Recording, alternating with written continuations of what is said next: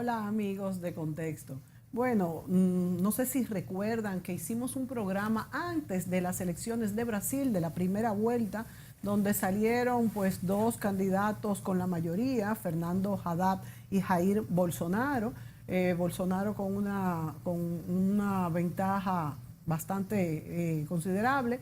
Y hicimos una entrevista vía Skype con Amaury Chamorro, politólogo, una persona que está, vamos a decir, en distintos lugares del mundo. En este momento vamos a conectar con Madrid, donde está ahora mismo Amaury Chamorro, y vamos a conversar sobre, pues, qué pasó, el diagnóstico de lo que pasó en las elecciones de Brasil, cuáles son las posibilidades de ambos candidatos, la situación económica y social de Brasil ahora mismo, pues cómo está y a qué apuestan los mercados, a qué apuesta la sociedad, a qué apuesta el PT y a qué apuesta el Partido Social Liberal, que es el de Jair Bolsonaro, versus el PT, el Partido de los Trabajadores, que es el de Fernando Boden, que es el sucesor o vamos a decir heredero de Lula. Todos sabemos que Lula fue impedido de participar en estas elecciones e incluso impedido también de hacer entrevistas o cualquier proselitismo político, y realmente ha sido vamos a decir, un tiempo muy controversial porque no ha tenido una acusación definida y simplemente ha sido apartado del poder. Amaury, bienvenido desde Madrid. Gracias, un gusto estar aquí con ustedes nuevamente y poder conversar un poco con nuestras hermanas y hermanos sobre la realidad que ahorita está inmersa en las elecciones presidenciales para Brasil. Sí, bueno, hola, Amaury. Yo estuve viendo una intervención tuya en RT hace ya como una semana atrás o algo así. Y me pareció un poco como, no vamos a decir pesimista, pero con un realismo que llevaba a todo el mundo a pensar a que la elección de Bolsonaro era ya un hecho consumado. Recientemente he leído en algunos análisis, anteayer salió una entrevista que le hizo a Fernando Haddad, el diario El País de España, en la cual Fernando dice, bueno, que él seguirá, que ha subido en las últimas encuestas, que está aproximadamente en un 42%. Eso sería sumar el resultado del PT con el del PDT, el de Ciro Gómez. ¿Cuál es la situación actual? ¿Cuáles son las posibilidades de que Bolsonaro sea electo finalmente dentro de 2 semanas? O de que haya un viraje a que, diríamos, los demócratas puedan imponer y la movilización popular la candidatura de Fernando Haddad. Mira, la verdad es que la única oportunidad que el Partido de los Trabajadores tiene para poder vencer esta elección presidencial es lograr un acuerdo con la derecha brasilera, así como fue en el 2002. La presidencia de la República en este momento solo es posible si los sectores conservadores del punto de vista económico, ¿no? O sea, la derecha y la centro derecha brasilera, que no están dispuestas a cerrar un acuerdo con un proyecto fascista, violento, que ha convocado al exterminio de la izquierda brasilera, esté dispuesta a trabajar en conjunto para que Fernando Haddad gane la presidencia de la República. Pero eso... Esta semana hubo una serie de aproximaciones que inclusive algunas informaciones que no han llegado y es que ya hay un acuerdo prácticamente, también de disputa. Eso es importante entender la realidad de Brasil, ¿no? De disputa entre dos grandes cadenas de televisión, la Rede Globo por un lado, que representa esa derecha económica brasilera, muy vinculada obviamente a los poderes hegemónicos que inclusive influyeron durante el periodo militar en Brasil, durante la dictadura, y por otro lado tenemos a la red de Record, que es un medio de comunicación, un canal de televisión vinculado a las iglesias evangélicas. Es la segunda mayor red de televisión de Brasil, que ahorita produce muchas telenovelas, esas telenovelas que cuentan las historias bíblicas, que están pasando por todo el mundo, es producida por ellos, son producidas esas telenovelas por ellos. Entonces, en este momento existe una pelea de narrativa de país, inclusive de proyecto de mundo, yo diría. Entonces, el PT consigue aliarse con algunos sectores económicos importantes de centro derecha justamente para enfrentar esa agenda de exterminio. O sea, lo que a mí me gustaría es no decir simplemente que es una disputa entre izquierda y derecha, el caso de Lofer en la afectación al presidente Lula, que sin duda el resultado electoral de la primera vuelta fuera otro, sino la gran cuestión importante ahorita es no permitir que un proceso, perdón, político que está intentando en este momento implementar una agenda de desaparición física de la izquierda brasilera llegue realmente a la presidencia de la República. Es muy grave lo que se está viendo. Recordemos que, por ejemplo, Jair Bolsonaro, 3 frases importantes que han marcado su historia. Una, él dijo que durante el problema de la dictadura militar, los 30 años de dictadura militar en Brasil, sucede porque se torturó mucho y se mató poco, que él creería que deberían matar más 35.000 personas para que ahí sí se hubiera impedido la llegada de un proyecto de izquierda. Segundo, perdón, estoy con un poco de tos, aquí el clima me ha afectado. Sí. Segundo, está el hecho de que Jair Bolsonaro le dice a una diputada brasilera en un debate sobre el tema de una ley que tenía como objetivo proteger a las mujeres víctimas de violación, él le dice a ella: yo solo no te violo porque no te lo mereces. Eso es dentro del Congreso brasileño. Y por último, Jair Bolsonaro lo que ha hecho, y esto es asustador, es durante los comicios, o sea, sus grandes eventos masivos, él habla hacia el micrófono y lo que él dice es que si él llega a la presidencia de la República, lo que él va a hacer es meterle bala a la izquierda y los va a desaparecer. Entonces, con base en eso, imagínate cómo puede, o sea, no estamos discutiendo si el modelo económico en pro de la privatización o en contra, si el problema es más o menos beneficios sociales, el crecimiento económico, si vamos a invertir en las relaciones con China o con los Estados Unidos. La agenda de Bolsonaro es la del exterminio físico, él verbaliza eso. No hay. ¿Y por qué? Hitler. ¿Por qué? Amaury. Solo ahí le pasa la palabra. Imagínate, ni Hitler en su primera elección hablaba del exterminio de los alemanes. Amaury, pero algo tan serio como lo que él propone y estas frases que ha dicho, ¿a qué tú atribuyes que la sociedad brasileña haya acogido pues como válida y buena este estilo de gobernar, verdad? Mira, yo diría, hay 3 variables importantes para entender ese fenómeno. Primero, Jair Bolsonaro hasta el final de la primera vuelta había sido protegido inclusive por la Red de Globo, que es el más importante medio de comunicación de Brasil, que digamos que es realmente con quien se disputa una elección presidencial en Brasil. La izquierda no disputa contra la derecha, disputa contra la Globo.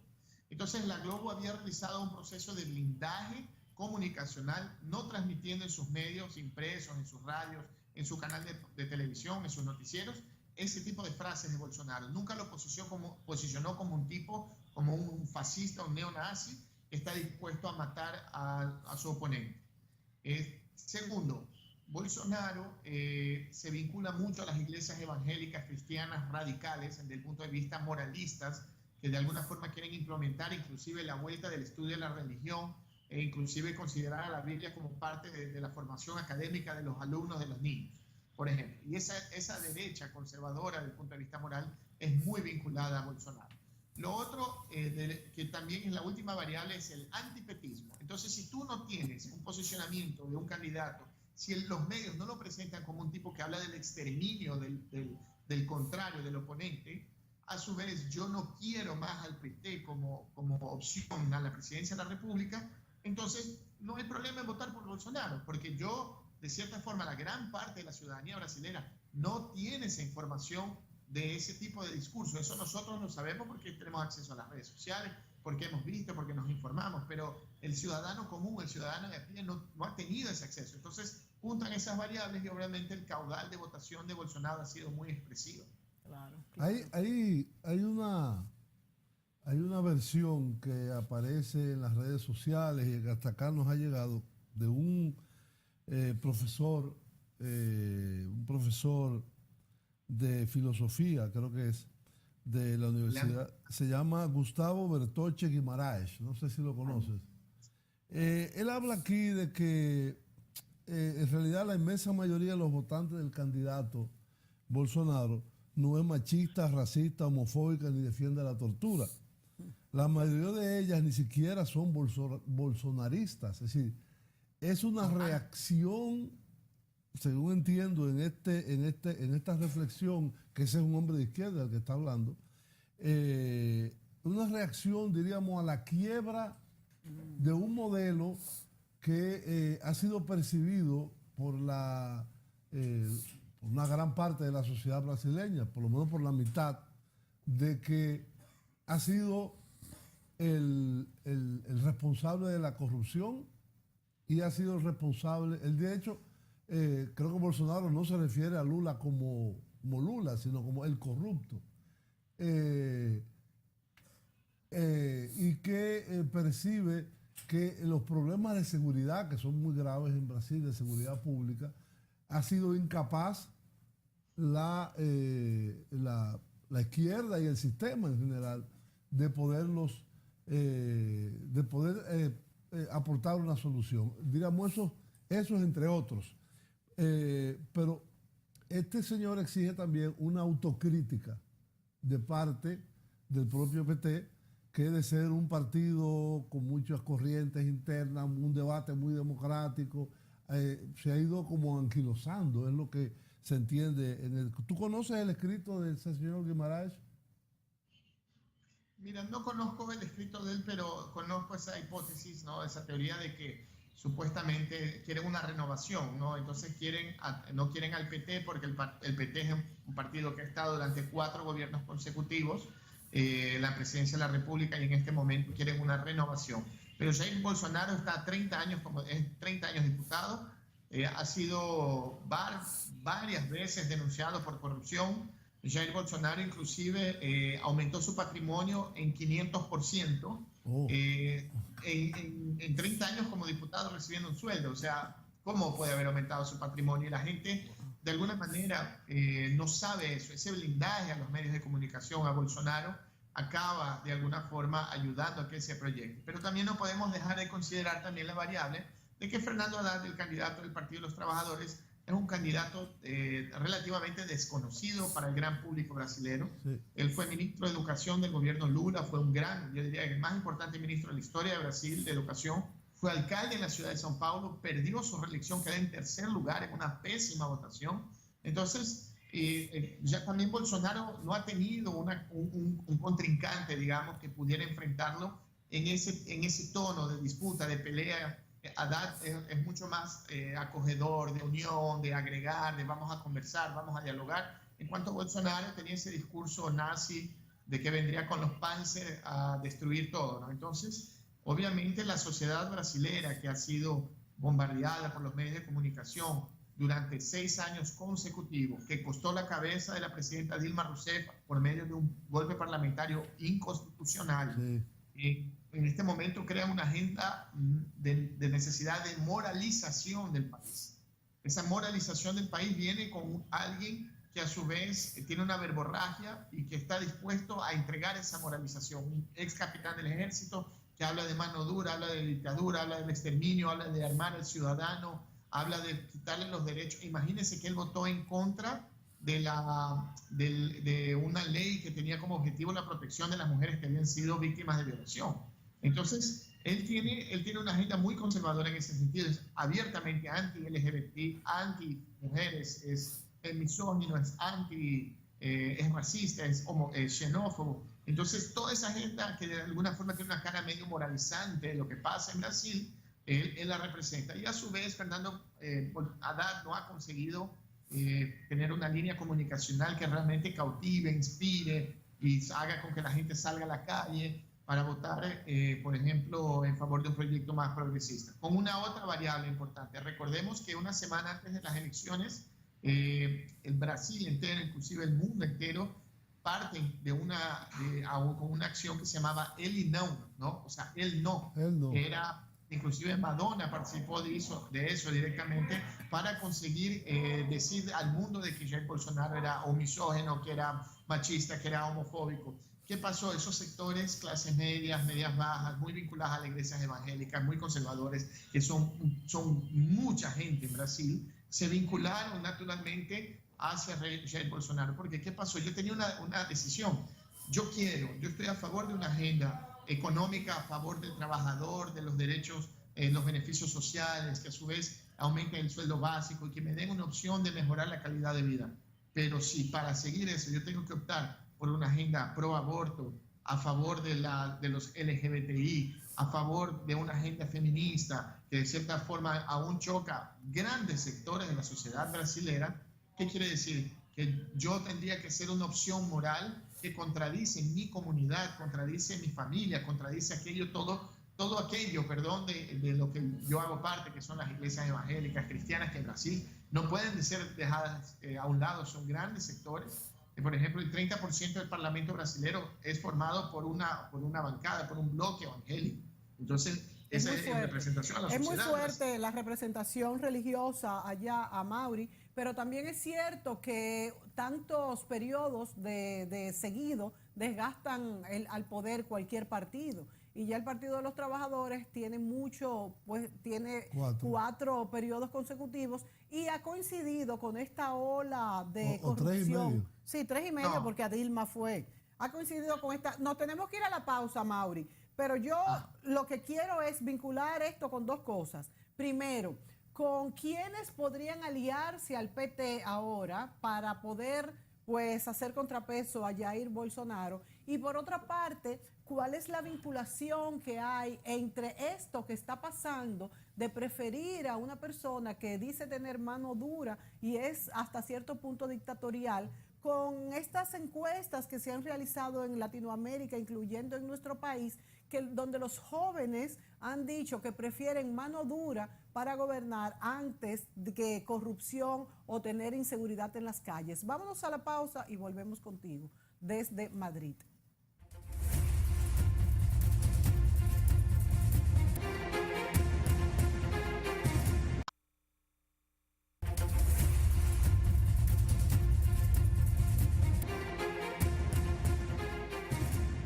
Bien, amigos, regresamos en esta entrevista con Amaury Chamorro, brasileño ecuatoriano que se encuentra en este momento en la capital española, en Madrid, sobre esta segunda vuelta que tanta atención está poniendo sobre la segunda vuelta de las elecciones brasileñas, que serán el próximo 28 de octubre, dentro de 2 semanas, sí, prácticamente. No este domingo, sino el de más arriba.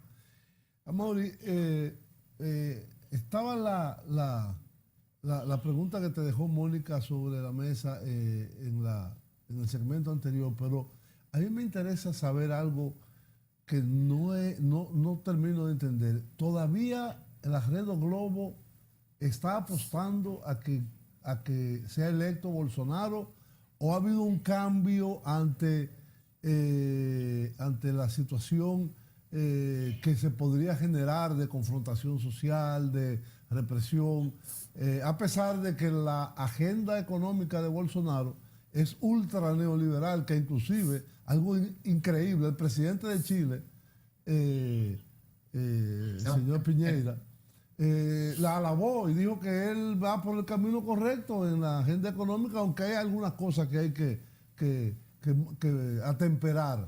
Pero no podemos esperar menos de alguien que fue funcionario de Pinochet y es Pinochet. Sí, claro. Pero mi pregunta es, ahora que tú me dices, hay un proceso, hay que aliarse con una parte de la derecha. Yo supongo que eso sería los tucanos, el PSDB, y eventualmente el MDB también. Por un lado, eso también necesitaría el apoyo o la neutralidad, por lo menos en las próximas semanas, o el apoyo proactivo de O Globo, porque si no, no hay forma de comunicarlo. ¿Qué posibilidades hay de esto?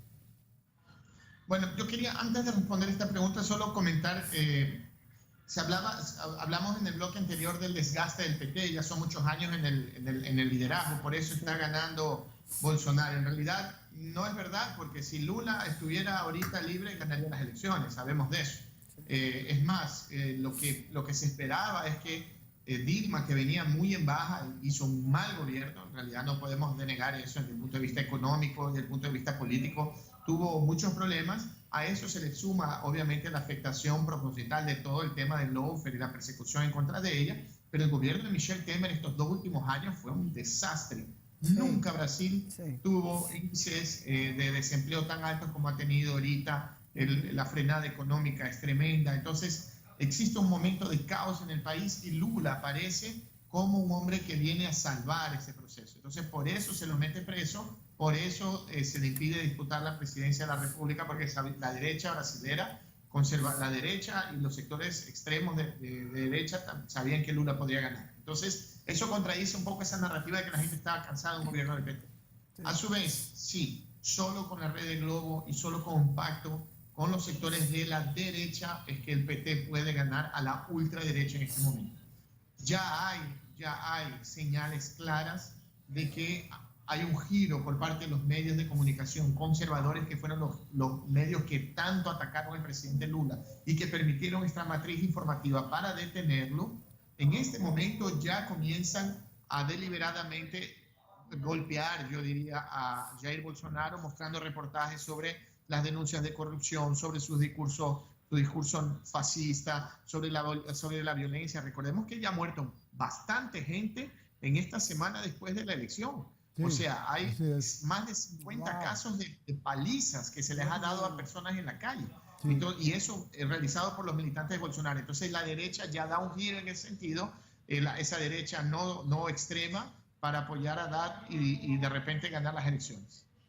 Sí, de hecho vi un Twitter tuyo de una chica que le tatuaron con una navaja la esvástica, el símbolo nazi, en las costillas, y que parece que no pasó nada, que la policía llegó y dijo, bueno, no, pero eso es un símbolo de paz. Imagínese, qué bien recordado, gracias por recordarlo. O sea, una chica caminaba con una camiseta con el sticker de escrito "Él no", de esa campaña en contra del machismo de Bolsonaro. Entonces, tres hombres de Bolsonaro la agarran en la calle, la inmovilizan, le levantan la camisa, le arrancan la camisa y le escriben con una navaja la svástica, ¿no? El símbolo del nazismo. La chica va hasta la policía con sus abogados, hace la denuncia en la fiscalía y el jefe de la policía se le ríe, riéndose, le dice: eso no es una suástica, ese es un símbolo budista, equivocado, porque no es budista, era hinduista, es del hinduismo la svástica, y dice, inclusive quiere decir paz, amor y armonía, siendo irónico. Imagínate. Pero ni siquiera está Bolsonaro al poder. ¿Qué pasaría en el país? Bueno, no, exacto, si gana, ¿qué se desataría? Una persecución. Eso es muy grave. Y muerte. De hecho, yo vi el caso de Pero también de la institucionalidad del Estado. Brasil es un Estado muy violento. Su policía es violenta, el ejército ahorita está en las calles de manera inconstitucional. O sea, la seguridad del Río de Janeiro, del Estado de Río de Janeiro en este momento, es hecho por el ejército brasileño a pedido del gobernador y se está extendiendo más tiempo de lo que debería. Ha generado más muertos, ha generado violencia. En realidad no ha sido efectivo. Inclusive, mira, es tan grave la situación. Ayer, un general del ejército brasilero, que es candidato a vicegobernador del Distrito Federal, a donde queda Brasilia, dice de que no es posible que la gente cambie de opinión y que si Bolsonaro no gana las elecciones, entonces el ejército va a tener que actuar.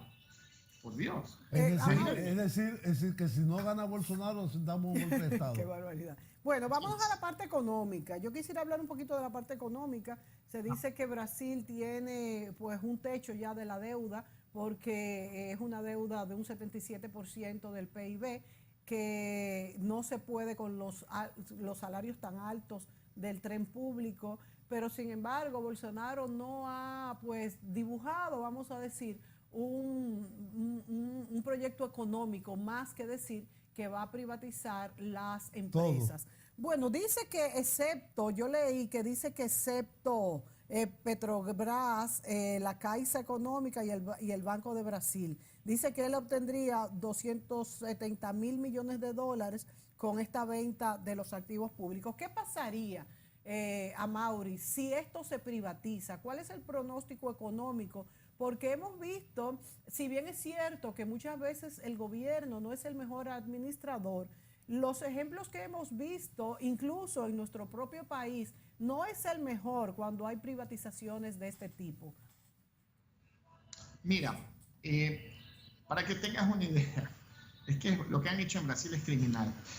El gobierno Temer dijo de que el país estaba quebrado, que hay un sobreendeudamiento, ese discurso del país. Él dio un perdonazo de casi 300 mil millones de dólares a las empresas brasileñas. Les perdonó las deudas del impuesto a la renta, del impuesto para los beneficios sociales de los trabajadores. Él lo perdonó, lo condonó. Él lo perdonó. En un decreto, él perdona las deudas de 300 mil millones de dólares de empresarios brasileños con el fisco. Entonces, no me vengan a decir ahorita de que Brasil está quebrado, que no hay dinero, entonces hay que cortar beneficios sociales. En realidad hay que cobrarle los impuestos a los ricos. Otra cosa bárbara, las fortunas en Brasil no pagan impuestos. La familia Setúbal, dueña del Banco Itaú, que es el banco privado más grande de Brasil, este año tuvo 9 mil millones de reales, más o menos 3 mil millones de dólares en utilidades. Una familia. Ellos recibieron esos 3 mil millones de dólares sin pagar impuestos, porque no se paga impuestos sobre los dividendos, o sea, sobre las utilidades de las empresas. ¿Cómo puede ser que un país que ya llegó a ser la sexta economía del planeta, los dueños de las más grandes empresas de Brasil, que son inclusive en algunos sectores las más grandes del mundo, no paguen impuestos? Entonces, ¿quién paga los impuestos? Y van a decir, no, que el costo de Brasil es muy caro, el sueldo es muy elevado, perdimos competitividad porque los trabajadores tienen muchos beneficios sociales. No, pues en realidad paguen los impuestos, que ahí obviamente se equilibran las cuentas públicas y también de alguna forma se puede inclusive invertir más en desarrollo de ciencia y tecnología para que Brasil no sea un país primario exportador y sí un país que pueda exportar conocimiento. Hubo retroceso social, Amaury, en el gobierno de Temer respecto a esos pobres que habían salido de pobreza extrema. Así, absoluto. Es más, aumentó. Brasil volvió a estar en el mapa de los países de la gente que se muere del hambre de la FAO. Le dicen el mapa del hambre. Brasil, que Lula logró, ¿quién no conoce eso? Lula saca más de 40 millones de personas de la pobreza. Casi saca 60 millones de personas de la pobreza y pobreza extrema y aumenta mejora su calidad de vida. Cuando Lula gana las elecciones presidenciales en el 2002, en Brasil se morían 300 personas del hambre al día. Al día. Y hoy, con Temer, 2 años de gobierno después, solo 2 años de gobierno después, ya vuelve Brasil a tener muertes generadas por el hambre. Entonces, ¿de qué estamos hablando? Obviamente, ¿cuál es la agenda económica de Bolsonaro? La agenda económica de Bolsonaro es cortar beneficios, cortar el 13º sueldo, cortar beneficios sociales de los trabajadores, bajar el sueldo. Él lo habla de manera explícita. Inclusive Temer cambia la tipificación de lo que es el trabajo esclavo para que la esclavitud en sí misma no sea un caso penal en Brasil y sea... Se ha hablado de bajar los sueldos en Brasil. En este caso, Bolsonaro ha hablado de bajar los sueldos. Claro, de bajar los sueldos. Imagínate, no puede ser. O sea, él está hablando de cosas que inclusive no se pueden realizar porque hay cosas que son inconstitucionales. En Brasil tú no puedes por la Constitución bajar un sueldo de una persona. Nos vamos a la pausa, Amaury. Y contigo regresamos en un minuto. Volvemos. Volvemos.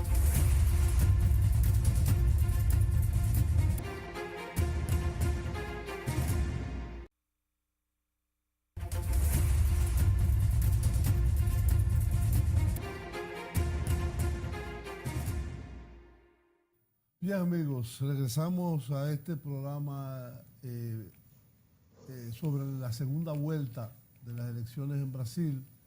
Estamos conversando con Amaury Chamorro vía Skype desde Madrid sobre la situación actual y las perspectivas de que se confirme el triunfo que obtuvo Bolsonaro en primera vuelta con un 46% frente a Fernando Haddad con un 29,3%. Bueno, y el resto, hay un tema, Mauri. Se habla mucho de que el PT cayó, de que cayó violentamente, de casi desde un 40 y tantos % en el año 2014, ahora a un 29% en la primera vuelta. Hay muchos atenuantes ahí. Primero, el hecho de que Bolsonaro como candidato nacional no era conocido y que fue nominado menos de un mes antes de la elección, el 11 de septiembre. Y en segundo lugar, nadie pone de relieve cómo colapsaron los partidos tradicionales del sistema en Brasil, cómo el PMDB, que es el partido de Temer, sacó 1%. Sí. 1%. Sí. Y cómo el partido, el PSDB,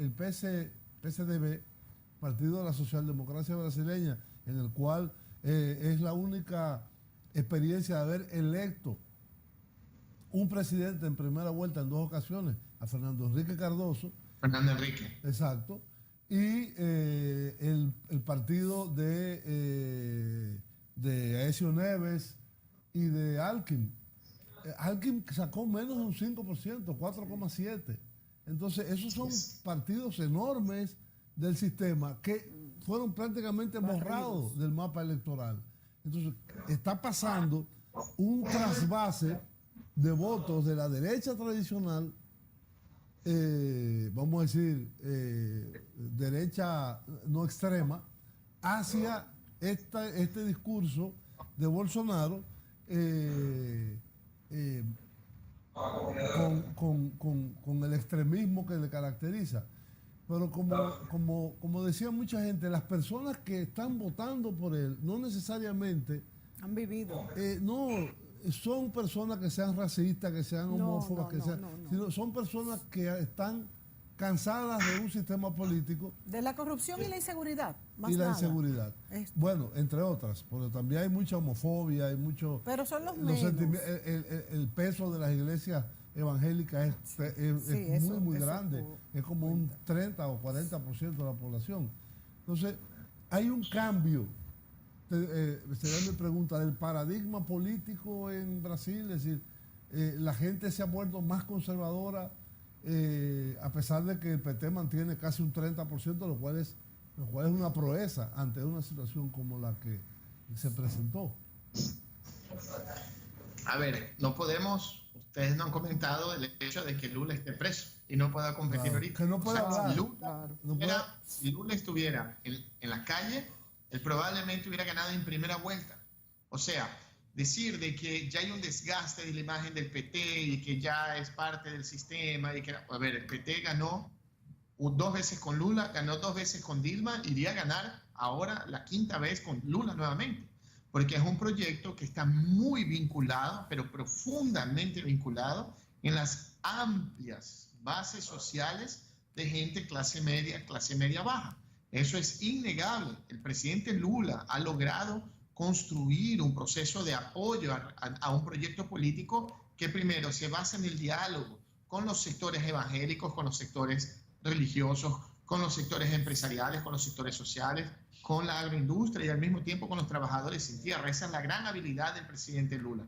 Entonces, en un momento de crisis, Lula es casi que llamado para liderar lo que él dice, encauzar de vuelta a Brasil en la vía del desarrollo, del crecimiento económico para todos. Entonces, no podemos en esta ecuación y en esta evaluación desconsiderar de que el presidente Lula está en este momento impedido de competir en las elecciones de manera ilegal, inconstitucional, que estos sectores que de cierta forma ahora van a intentar pactar o están dialogando para pactar con Fernando Haddad para ver si Haddad consigue frenar un proyecto violento, fascista, fueron los responsables en ese momento de meterlo preso a Lula. Entonces, eso es clave entender. Hay un desgaste natural, todo gobierno tiene un desgaste, aún más cuando el gobierno tiene algún tipo de afectación económica. Recordemos la desaceleración de China. Brasil, su principal destino de exportación es el mercado chino, sea de comida, sea de materia prima, sea de lo que sea. Brasil exporta mucho hacia China. Entonces, China toma una decisión económica de desacelerar su crecimiento. Eso impacta en el crecimiento de Brasil. Dilma era la presidenta en ese momento y ella ya venía tensionada con algunos sectores sociales. A eso entra el tema del lawfare. Pero Lula, de alguna forma, inclusive por los sectores de la derecha, era visto como, bueno, viene Lula, va a arreglar las cosas. Entonces, los otros que no estaban dispuestos a pactar, lo derrocaron, no, o sea, lo meten preso, perdón, y fueron los mismos que derrocaron a Dilma. Recordemos que ahí estaba inclusive Eduardo Cunha, que en este momento está preso y condenado, que era el presidente del Congreso del partido PMDB. Entonces, sí hay una necesidad, y eso no es un fenómeno apenas de Brasil, eso yo podría extender a todos los países de América Latina. ¿Qué sucedía? En una lectura muy rápida, muy superficial mía, durante mucho tiempo la derecha gobernó, mucho tiempo no, la derecha básicamente en nuestro continente desde que somos república, hasta los últimos 10, 15 años, gobernó la derecha en nuestro continente. Gobernó la derecha, sea por vías de dictaduras militares, por vía de básicamente el bipartidismo de dos partidos de derecha que existían, o si no, por elecciones que en gran parte de nuestro continente, hasta los años 80, 90, no existían elecciones libres, directas y universales, ¿no? Recordemos que hasta algunos países en los años 60, los afrodescendientes o analfabetos o mujeres no podían votar. Entonces, nuestras democracias son muy recientes. Entonces, la izquierda era una especie de una reserva moral.